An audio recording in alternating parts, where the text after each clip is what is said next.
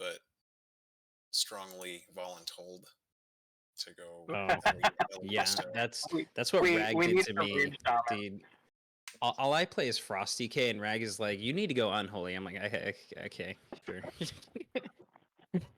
You're like, okay We- then. All right. We needed a butt last. Don't be mad at us. Yeah.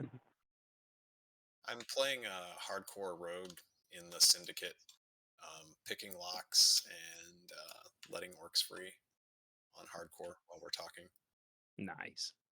I've got rum and coke. You've got rum and coke on you.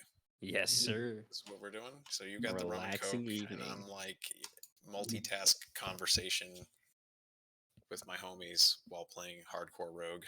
Well, I'm diminishing my brain power, so like we're working just as hard. I think, honestly, this is more heady to me than the rum and coke. Fair enough. But man, I really wish I had a rum and coke now. I really calm my nerves.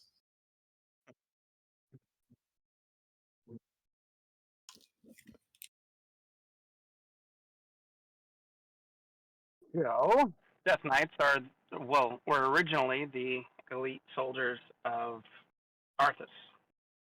He canonically, even your player character, part of the reason you start at 55 in Classic, whatever it is in retail, is because the implication is you were already heroes of Azeroth who died probably at Light's Hope. I don't think it's ever explicitly stated. And he went, "You're pretty strong. You're not just some fucking cannon fodder that'll turn into a ghoul or a geist or something stupid. You will be Death Knights." Technically, Arthas himself is a Death Knight. He's just the deathiest of Death Knights. Yeah, he was a Death Knight to Ner'zhul, I believe, was the Lich King previously. Yes. Yeah. We were just talking about his. Ner'zhul. Ner'zhul's actually always been the Lich King. I'm actually really curious what happened to his soul when Sylvanas used her plot strength to rip the Helm of Dominion apart. But we digress on that point. So the Death Knights were originally the elite of the Scourge. They were supposed to be the spearhead of Arthas's invasion because at that point he pretty much owned Northrend, and he wanted to push into, crush the nations of Azeroth.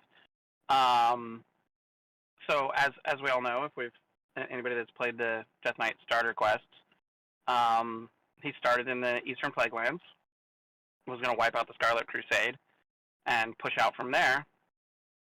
But after they got done murdering a bunch of Scarlet motherfuckers, daddy issues came into the picture. And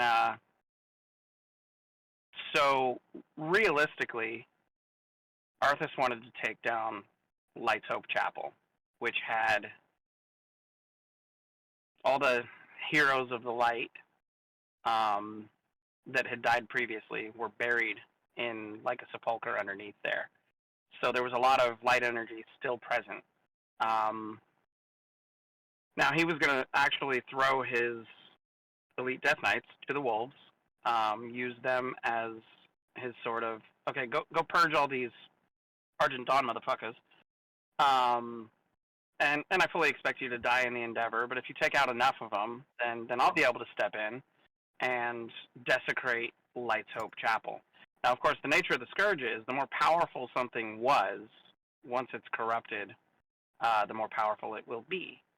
So, of course, if he managed to turn Light's Hope Chapel into unholy ground, it would be extremely powerful unholy ground.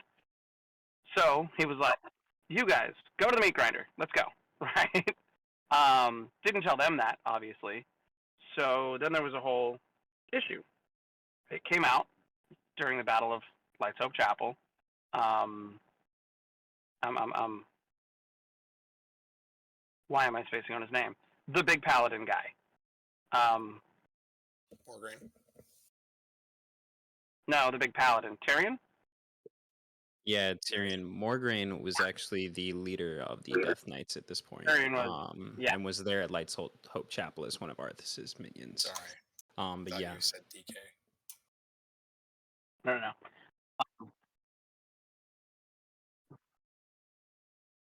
correct. Yeah. Yeah, Yeah.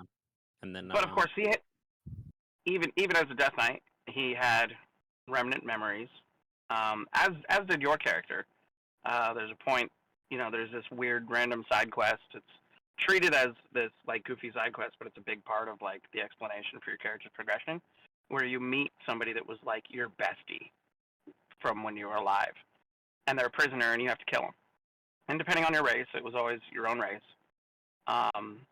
which I'm a little curious. I guess the allied races probably can't be Death Knights, but I haven't played retail in long enough that I don't they know. can. Uh, They can. The Death I've They not can? done it. Yeah, I've not done it, so I don't know if they've implemented a system where you can see, Volpira or the Zandalari troll in there as your past comrade from your previous life or anything. But yeah, they do play Death Knight, Pandaren as well. I think Really the interesting. I wonder Death how they handle Knights that. basically don't have Yeah. a racial restriction. Yeah. So then, for that quest, again, I haven't played it on retail. I might go do that just for giggles, just to go see, like, start a high mountain. Well, ideally something that isn't just a variant of another race. So, like, Volpira would be a good candidate. Besides, the idea of being a Volpira Death Knight is actually a little hilarious to me. It's one of the best races for PvEing as a blood DK because of the passive.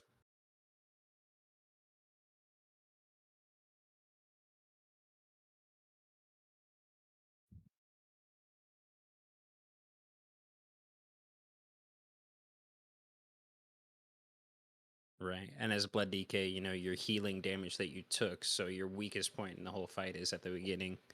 So it's really good actually.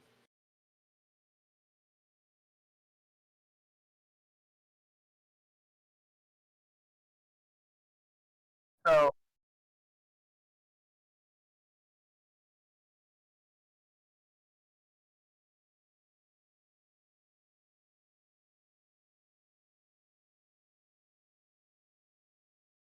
Mm-hmm.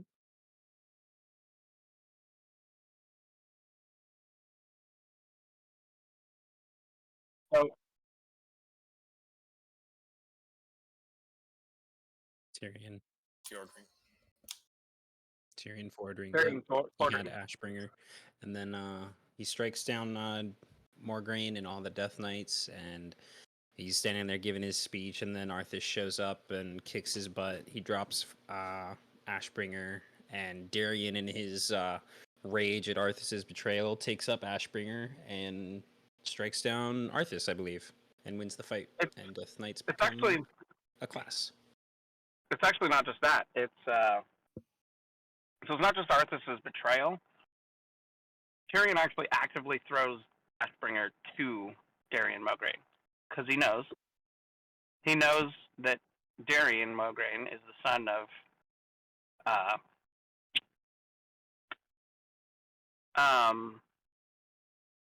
God, I just had his name. It's like Alexandra or whatever Mograine. And so, fun fact: Ashbringer, the sword, is named after his original wielder, or its original wielder, who was Darian Mograine's dad, who, if I recall correctly, was yes. So he was actually called the Ashbringer. Um,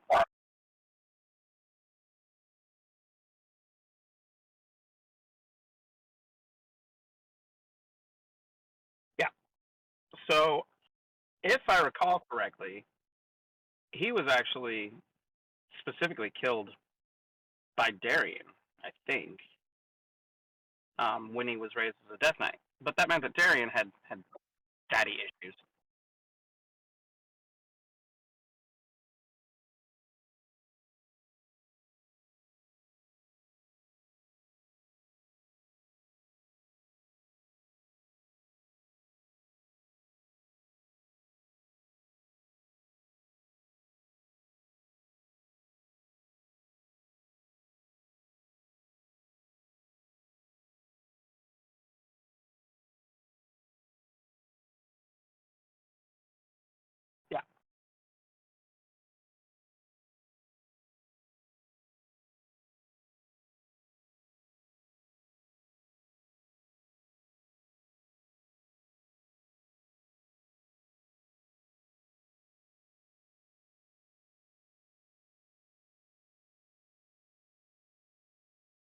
That's right.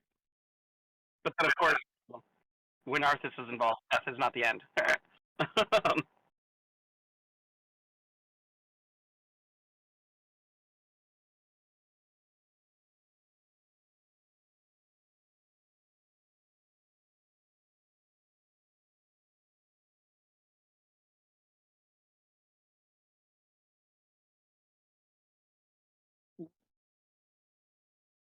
Well, that gun that they picked up that became a part of the of Ashbringer was actually, it turns out, a corrupted fragment of a Naru. I.e., big crystal beastie that lives in Shattrath. One of those. So, which goes into a whole other chunk of lore when you get into like the Void Lords. When Naru go bad, they become Void Gods, and they are. It's funny because in the game, they have this tendency to introduce things that are supposed to be these like multiverse existential threats, and then they're like, "So now kill it," and you're like, it's a little bit immersion breaking because it's like, no. Void Gods are supposed to be like literally a threat to universes type shit. But anyway, so it was a fragment of a Naru that the Warlocks had corrupted, and in turn, they got this thing back after the fall of the Mograines, and a whole bunch of like priests and paladins got together, maybe Light's Hope, and basically prayed over this thing until it turned back to light. And that's the gem you see in Ashbringer that isn't corrupted. So let's shift our focus to Frostmourne. How was Frostmourne created? Because that is the source of all of Arthas's power. Well, if Not you entirely. Battlelands, you would have figured out how Frostmourne was made. Yeah, through the chamber and whatnot, with the Helm of Domination and Frostmourne, he made those, I believe. Did he? I can't remember. Did he use that? I forget his name, but the Smith guy in the tower, was he kind of the proxy to doing that? Yeah. Yeah. Interesting. So But we those learned about both that in predate. Shadowlands. Yeah, so those both predate Arthas. Those are Ner'zhul artifacts. And by the way, taking it all the way back, Ner'zhul was actually originally a warlock, and the Scourge were created by the Burning Legion. Everything always goes back to the Burning Legion, I swear. Yeah, they were originally made by warlocks. They would take the Ner'zhul, or Gul'dan specifically, would take souls from his Shadow Council thing that he had, his warlocks and necromancers, and he would put them into the bodies of like fallen human knights and stuff, and that was the first version of DK. Interesting.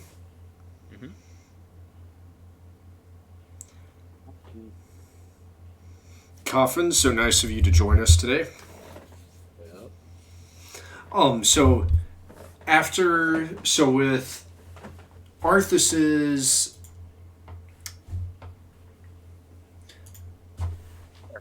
possession, when he takes possession of Ashbringer, or not Ashbringer, Frostmourne, he now has the power to raise the dead, and specifically. Not until he puts on the Helm of Domination.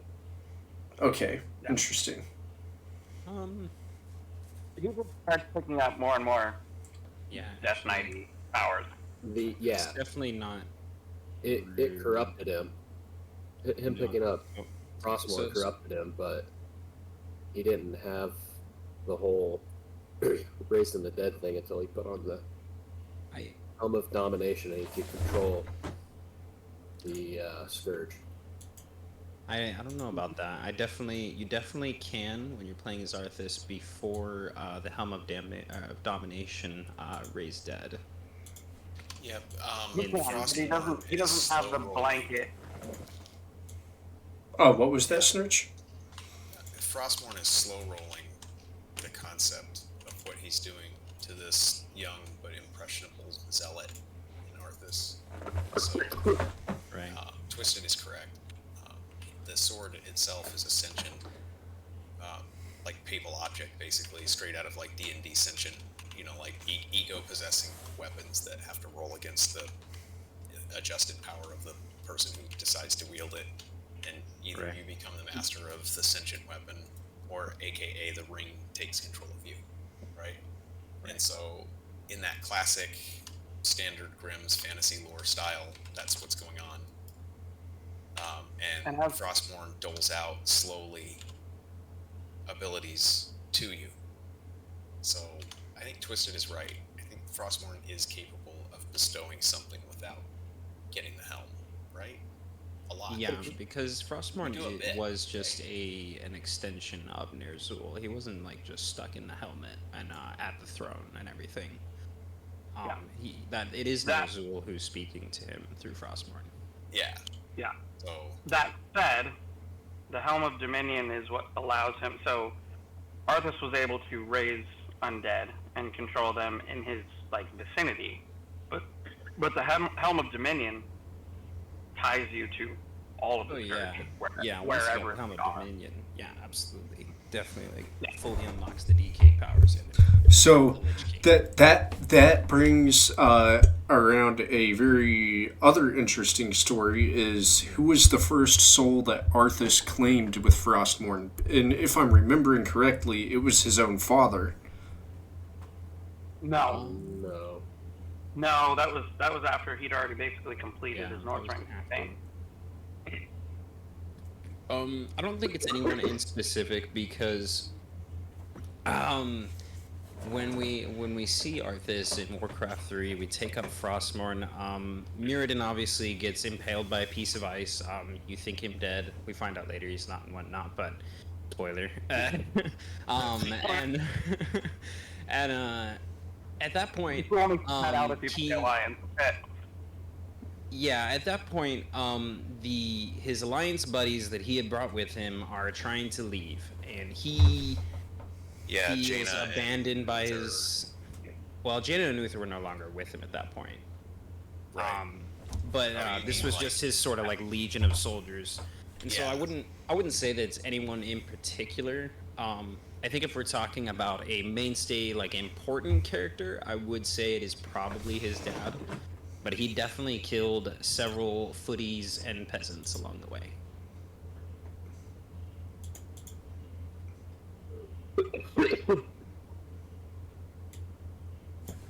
Interesting.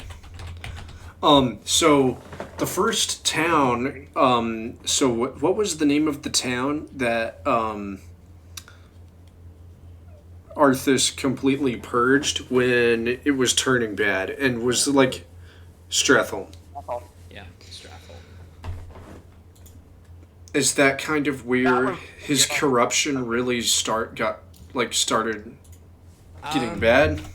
I don't think so. Stratholm is a whole interesting like situation because you have someone who, obviously this is I don't remember who it was said it earlier, but Zealot is a great way to describe Arthas in this situation. He's out to get the Scourge, and he believes that the only way that the world can be saved is by destroying it.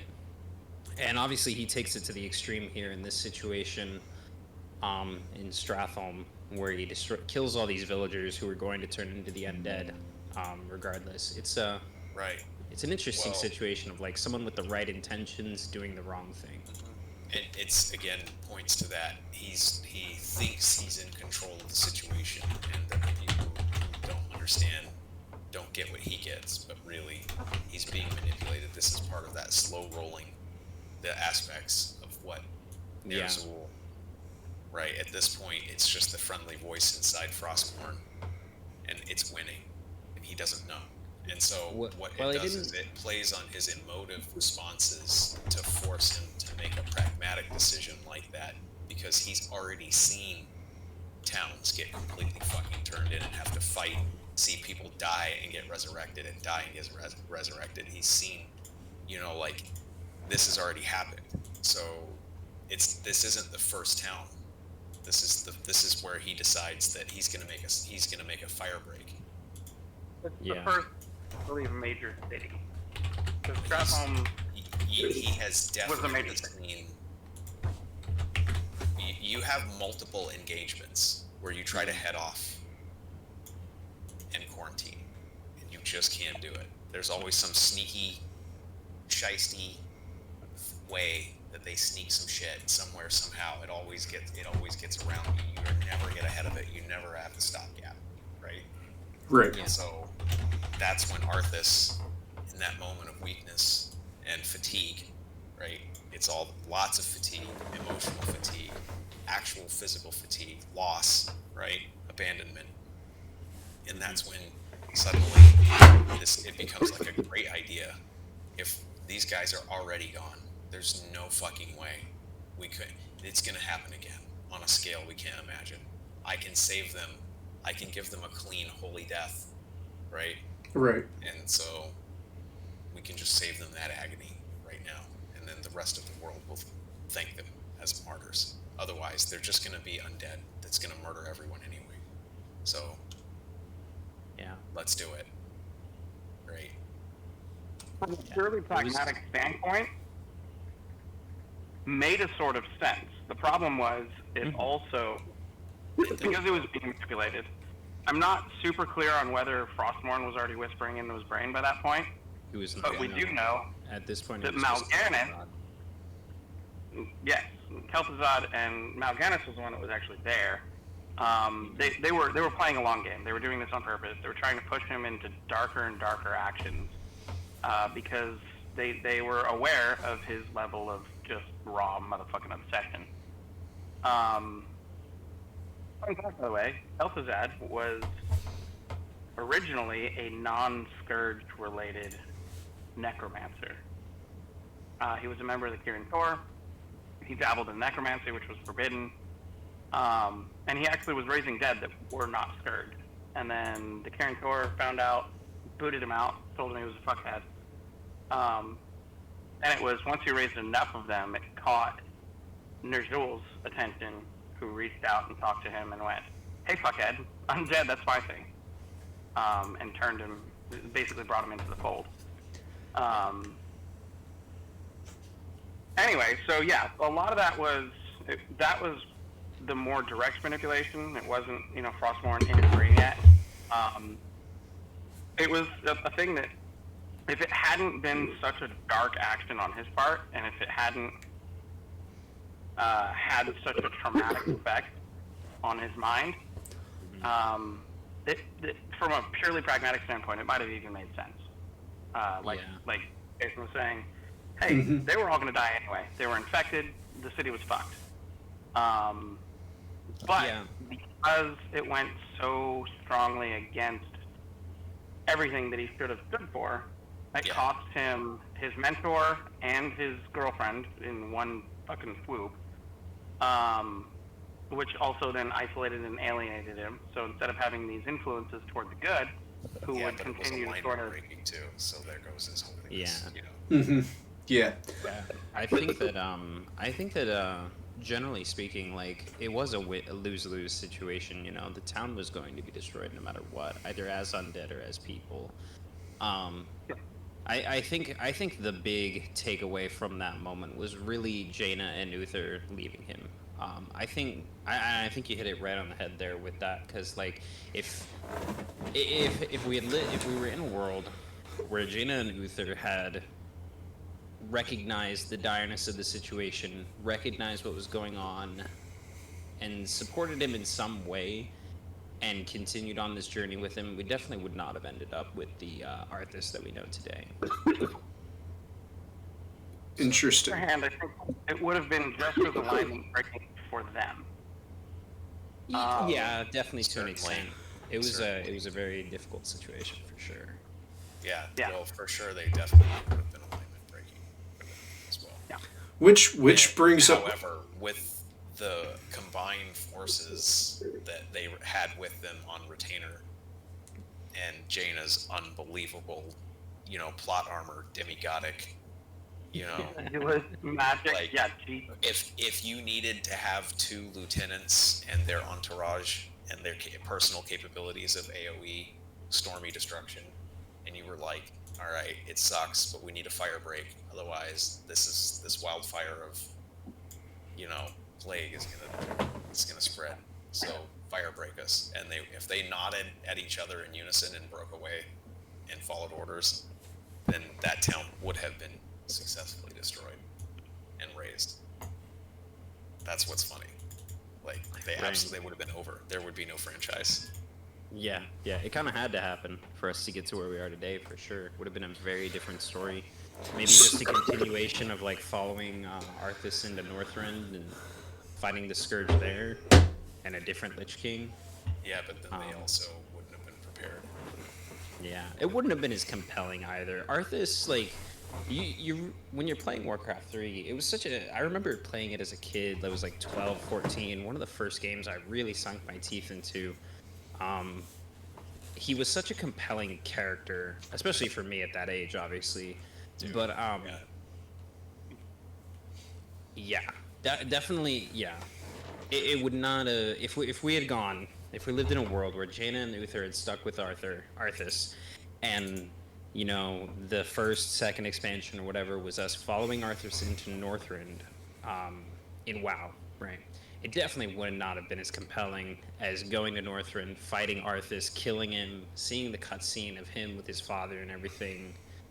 No king rules forever. Yeah, would not have hit the same. No way. For sure, absolutely not. As far as like how the story plays out, for sure. But it's funny how you said exactly the aspect that I said the last time we talked about this was why Arthas was so compelling. I think was the question that was posed, and that is exactly that. Is that he has what we all have at that age in our life.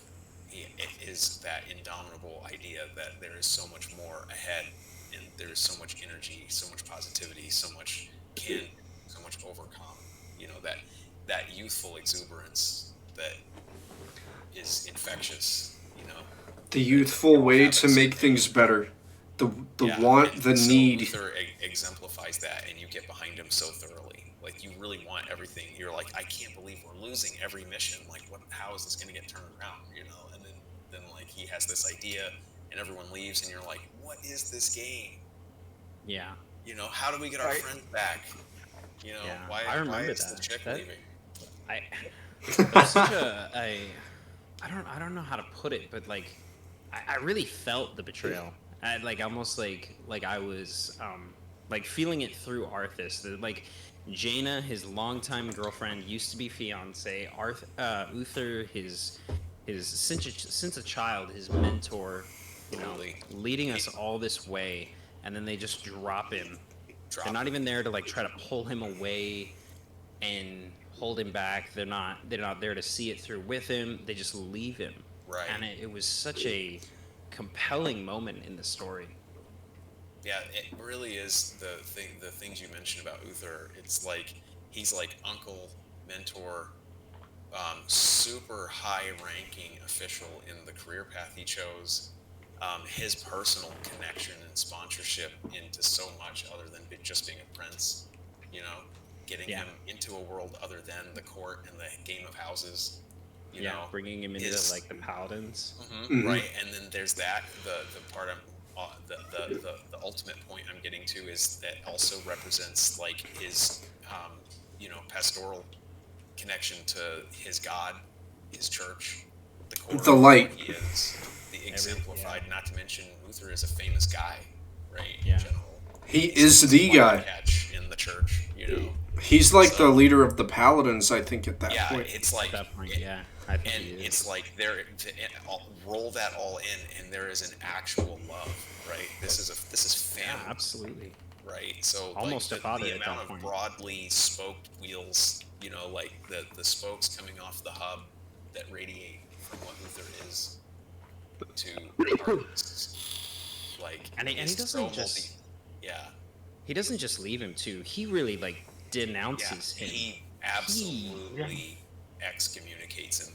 100%. You are damned from here on out if you do this. And then That is that's painful, and you see it like as Arthas continues through Northrend. He does make a connection with Mirrodin, obviously. But I mean, obviously he abandons Mirrodin for dead when he gets Frostmourne. He slays the mercenaries that helped him get there. He slays the entourage, the fleet that came with him to Northrend, and then he just wanders off into his doom towards Icecrown. Like, he's fully unhinged at that point because of that moment. So it's fair to say that that moment caused all the pain and suffering that came to Azeroth after that point. Oh yeah, 100%. That So- was the turning point in the story that led Arthas where it's he the went. point that all of what that is, the last times that we did bring this up, what I wanted to send home was like, what an interesting decision they did in that insert for such a weird CD game from so long ago that made this pivotal, situation now, branching out from that one decision to do that plot that way. Because if you think about it, Uther and Jaina represent two different worlds, but they are the ultimate, like, Dalai Lama representatives of that world, the arcane and the holy. And so Two very, very, very vastly would different definitely worlds. have smelled a rat. That would be like your level 20 plus, like, immortal player campaign, not thinking to just like smell a rat about like the presence of like a representative of the enchantress god. Like, I think this person might be under an enchantment. Like, no, he means it. Kill him. No, it's like they would disbelieve. Yeah. Like, Uther and Jaina don't like roll to disbelieve. Like, they don't. They don't stick around and go, he might need some counseling here more than ever. So We might we really may need to his just support. like not just leave, but actually be like, you know what, fucking frost trap, you're done. Like, Chain him up, throw him put in him a in his cage. quarters under Section 3 of the Lordoranian Code. You've been relieved of your duty, Arthas. You're fucking talking nonsense. You ate the wrong kind of fucking grain. Or got poisoning or something. Get him out of here. Find a priest. hey, so that brings us to the. Troops. We're gonna back down and figure this shit out. Your commander ate some bad guacamole and can't stop shitting, so we'll get back to the fight. It's a Chipotle. Yeah, just fucking lock him down, dude, and be like, no, and let's just go ahead and you're gonna go into this soft cabin with all the pillows. That brings up the next point. Sargeras is behind all of this, correct? In a What? broad scheme of things, yeah, but What did you it's say? more Ner'zhul and the Lich King that are directly affecting him. So why? Fucking Legion stuff. The question is, why Arthas? Well, I think Pretty fucking Because he picked up. yes, Nur said it very well earlier. He has a large capacity to obsess over things and to focus on like one thing. It's that youthful exuberance to, we see him at the beginning, and he is a obedient paladin in trading. He wants nothing more than to appease Uther and to bring honor to his family's name and to show the citizens of Azeroth the light, and he's very committed to that. He has a large capacity for commitment to something, to a belief. But he threw all of it away. Well, he also has he has a lingering inferiority complex that he's had since childhood. It is interesting you brought that up, because he never did get that validation either.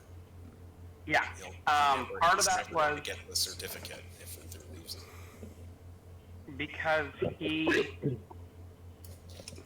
was raised with an adoptive brother that we all know. Daddy Ren, Anduin's dad, was raised in King Tyrannus' court after King Lane got killed by Garona. And Stormwind fucking fell apart. Was raised by the orcs. They got him out, this young prince, little guy, and he was raised in Lordaeron, in King Tyrannus' court. Now, physically, Lothar? Why am I spacing on his name? Lothar. Not Lothar. Fucking Anduin's dad. Varian. Varian, yeah. Varian. So Varian was How did always. you space Varian? I thought you were trying to remember Varian's dad's name. No, that was Lane, or Lilane, if you feel like double pronouncing the L. No, that was Lane Ren. No, Varian was always the more natural combatant. Arthas was strong, but Varian was like the warrior of a fucking era, right? He didn't have the bent or the light, you know, I mean, to a point, like being human and generally originally a ostensibly decent guy, although he turned out to be a ridiculous fucking racist, but whatever. That's whatever. He didn't like orcs. Wonder why. Wonder why. This town. He didn't just not like orcs. Hey, so that brings up another question here. Back when he was still in the game, if you ever play Alliance characters and you really pay attention to the quests that bring you back to him, much like some of our quests would bring us back to Thrall, if you really pay attention, he makes some like weird fucking derogatory remarks about like dwarves and gnomes and shit too. So Just a fucking race. So that brings up another question. How does Arthas's stuff and all of that going on had nothing to do with the Horde directly? All of this the betrayal came from Alliance members. It did not come from anyone from the Horde. So It had to do with the Horde. We briefly see the Horde in Warcraft. Well, 3. see, the Horde were also betrayed, though, by nefarious designs. but not directly by Arthas. That the conflict between the orcs and the humans in the first place is 100% contrived. Yeah. They are both told horseshit. So the reason I love to kill Alliance members so much is someone else's design. I'm assuming Burning Legion?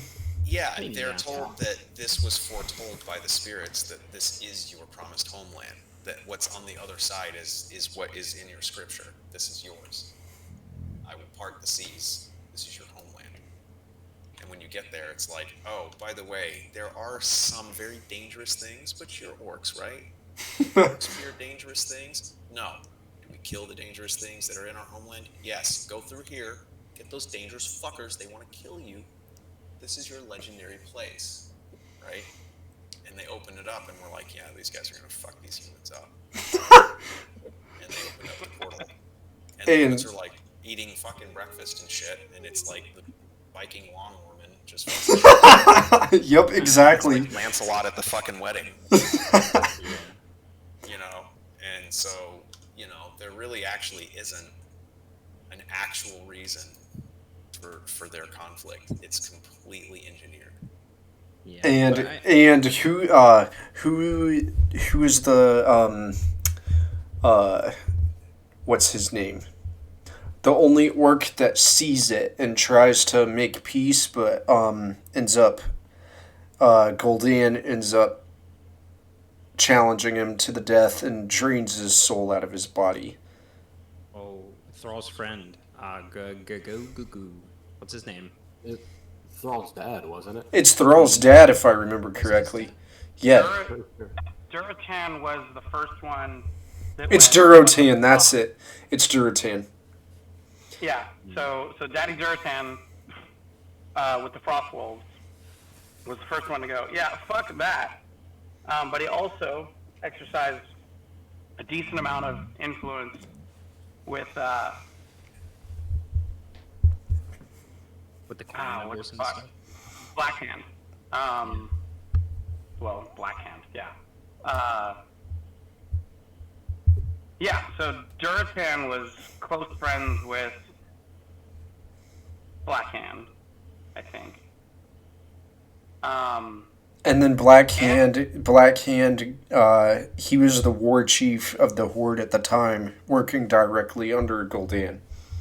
Was it Blackhand or I know Grom Hellscream was also part of that. He was one of the ones that drank the blood of Manaroth, turned green, was part of the demonic Orky Horde, and then when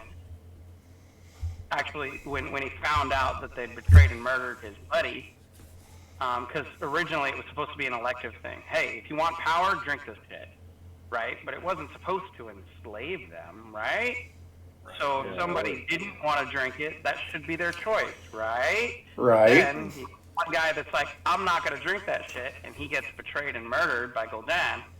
Yeah. So technically, so the murder is actually much more vile than we think, because a challenge to death by combat is, if I remember correctly, no weapons, no spells, no dirty tricks. It's straight up orc versus orc combat. Am No, I? you could have weapons in a Makarov. There was just no magic. Yeah, you're not Yes. supposed to call on the aid of any of the spirits or anything. And what does Gul'dan do when he's losing? He fucking drains Durotan's soul right out of his fucking body.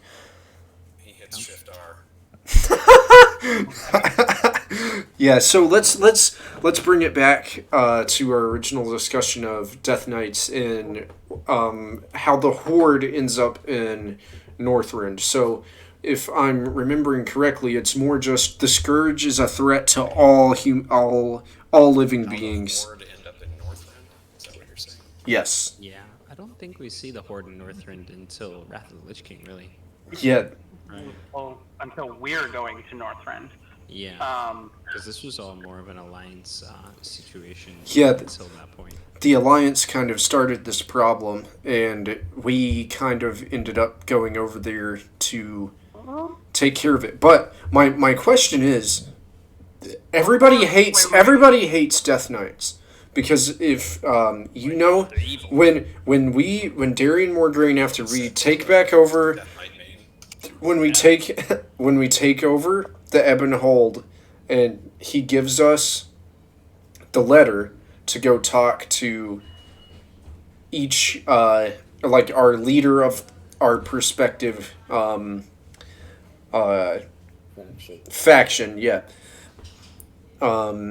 In retail, it's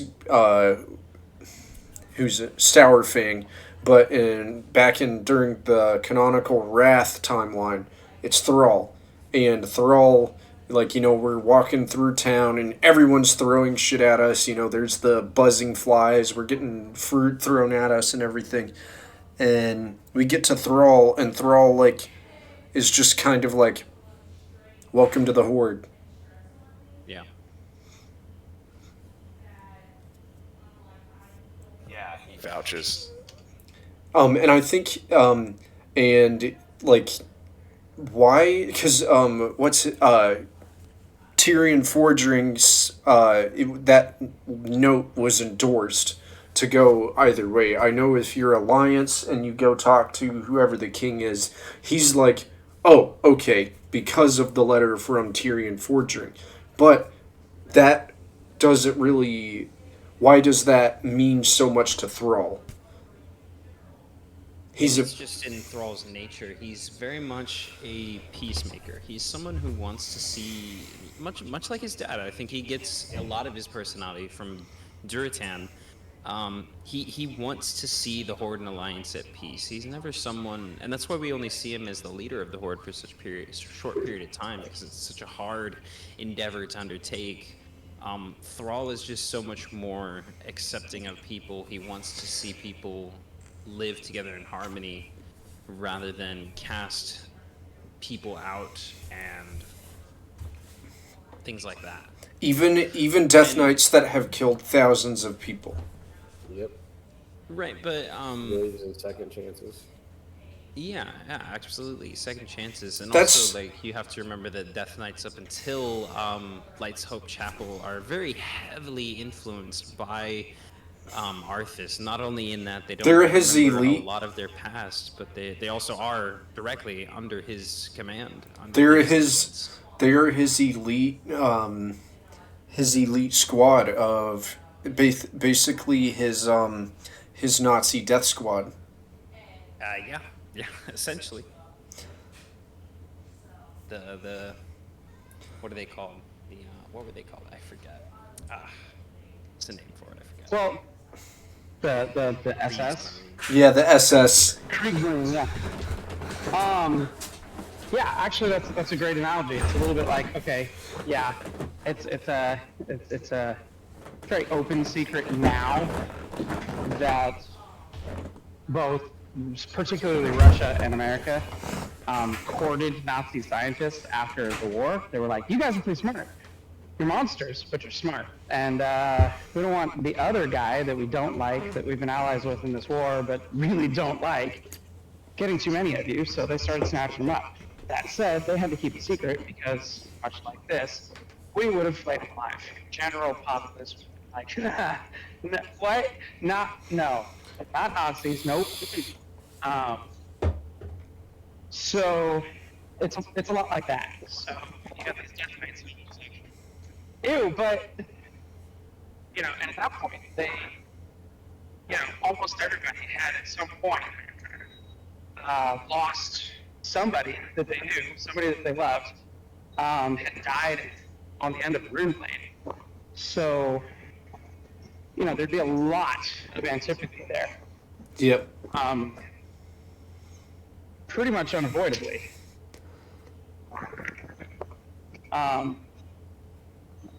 They are not supposed to come this way. So, anyway, whatever. Don't care.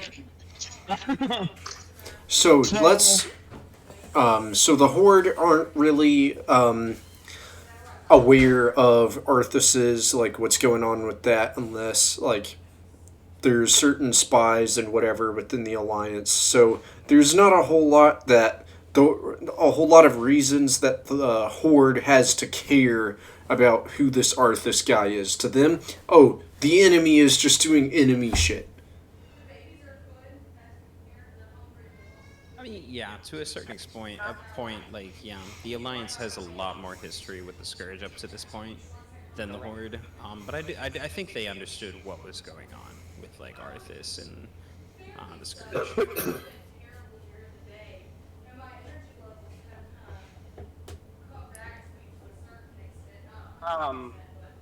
Yeah, I mean, at this point, it's not like the Horde is unaware. These aren't state secrets. This is the kind of shit that, like, they've been in the world for a while, which by this point they have. They're aware of what happens there. Yeah, there's no reason to suppose that they wouldn't have known who Arthas was or what the heck happened. So that brings up another interesting point. We as the Horde, we have the undead as a playable race. So undead are. That is simply a matter of convenience for the leader of the Forsaken. Yeah. But They absolutely cannot ever reconcile themselves with their former selves, and vice versa. There's a mutual love lost there, and the Horde are looking for any members whatsoever that can find loyalty with them. So some of the members of the Horde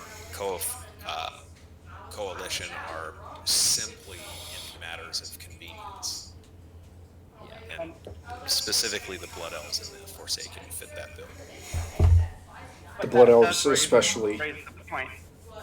That does raise the point, yes. You have two of your member races of the Horde actually do have a very specific antipathy toward Arthas and his third. Yeah.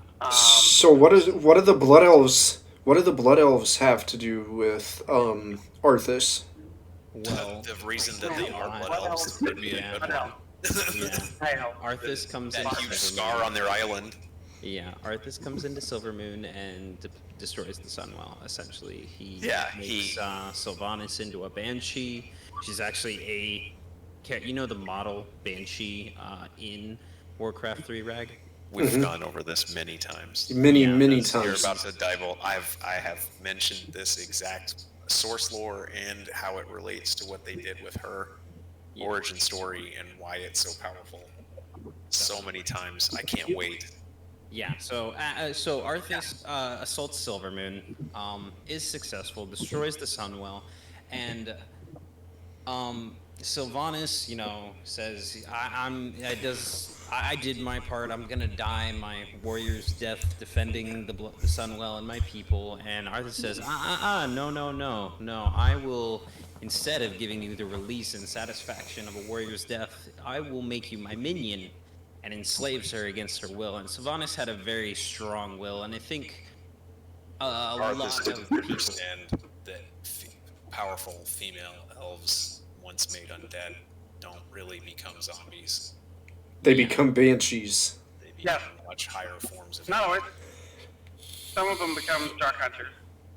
Yeah. Well, By the way, female weird- undead, weird- a female maiden that dies honorably but is turned into an undead spirit is not like a one-hit die. They become banshees, which are absolutely undefeatable, basically by any. No party should ever be pitted against a banshee. If you actually read what a banshee can do, you would never unleash that on your party unless you were really looking to retire somebody. Yeah. So Sylvanas becomes a banshee, and later is able. I forget the specifics of it. It's been a long time since I played the very tail end of the Scourge campaign. Somebody else might remember better. She tries to commit a suicide run to destroy the ingress into the city. So it's the pivotal point where you describe she tries to die a warrior's death. She burns the bridge behind her. Shatter the only input way that his army, his scourge, his untold zombies would just lemmings off a cliff, and so that's her intent. Is to blow up the bridge, basically. So that the Blood Elves were attacked by Arthas, and so why does Arthas want the Sunwell? What does the Sunwell offer to Arthas? A way to. It is the key Wait. resurrecting. Coffin was Coffin was gonna answer. Sorry. It was a way to get unlimited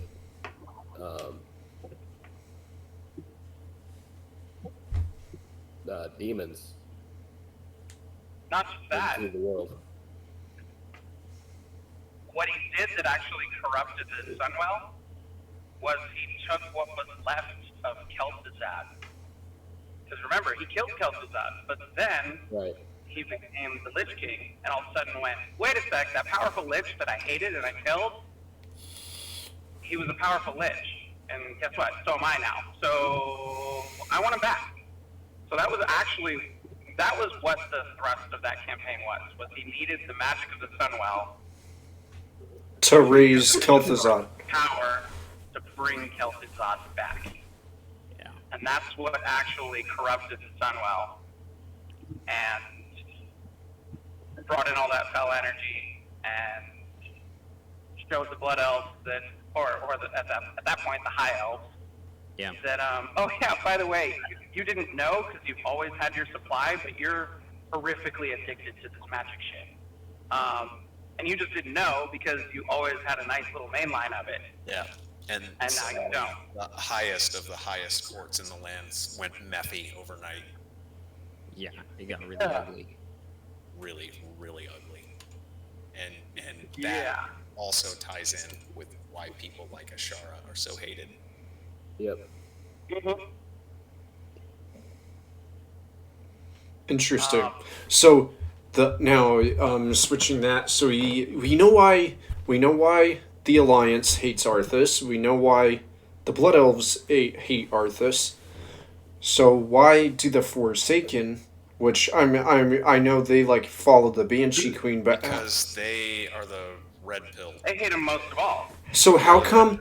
Yeah. How That's a pulled out of great the way of putting Matrix. it. The red pill. And Yeah. they're on the Nebuchadnezzar with Neo right now, figuring Mm-hmm. out how the fuck they're gonna get the machines. That's a great way of putting it. Yeah, exactly. Sylvanas, yeah, she becomes an undead, takes the red pill, and takes off a bunch of undead, and Yep. And she's red pilling as many Scourge as she can. Yeah. What? They have. So the fact that the Forsaken kind of hate everybody overshadows this, but when it comes to burning, seething, ridiculous, disgusted hatred of the Scourge, no fucking buddy tops the Forsaken. For them, it's almost an entire raison d'etre. It is. Hatred of the Scourge. They have nothing.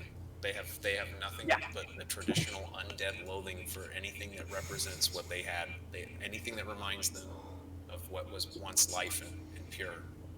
That. But even more than that, Generally, all they hate- undead have a loathing for that as a baseline. But yeah, again, going back to the whole Rebel Alliance against the machines and the red pilling, like there is such a battle brotherhood between the Forsaken, all knowing that we used to be fucking just these mindless shambling pawns. Like we had life, then we were made undead, and then we were made into this. And Yeah. it's like So- a very viscerally connected bond between the Forsaken. And then of course then you've got the original Forsaken, and those would be the ones like Sylvanas that managed to actually break the mold, so to speak, at their creation. And so yeah. So, but yeah, if the Forsaken hate the reminders of what they lost, they hate so much more what took that from them. exactly. for sure. Yeah. That's why even at the rap game, you know, what's his face, Utrecht, piece of shit that he is, you know, he hates everybody. He wants everybody to turn into green goo. But he says, death to the Scourge and death to the living. It was not accidental what order he said that in. Yeah. Interesting. So, with that, we're moving into the Wrath.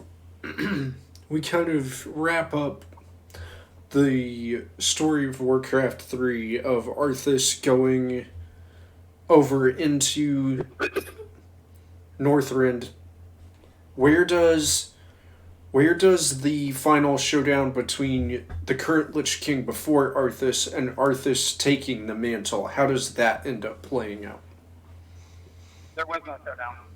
Yeah, no, he shows. got He there. has a showdown with Illidan, right at the foot of Ice Crown, in which he wins that fight, and then takes up Frostmourne, and he had Frostmourne. But Okay. Takes up the armor of the Lich King. Let's Becomes the Lich King. let's slow down a little bit there and pause right there because that's our next talking point for the next video. Oh, Arthas and Illidan. Arthas versus Illidan. So Yeah. thank you guys for joining us today. I appreciate it. Make sure to like, comment, and subscribe. And there's going to be a link down in the description to Twisted Templar's channel. So check him out. Give him a follow, a subscribe.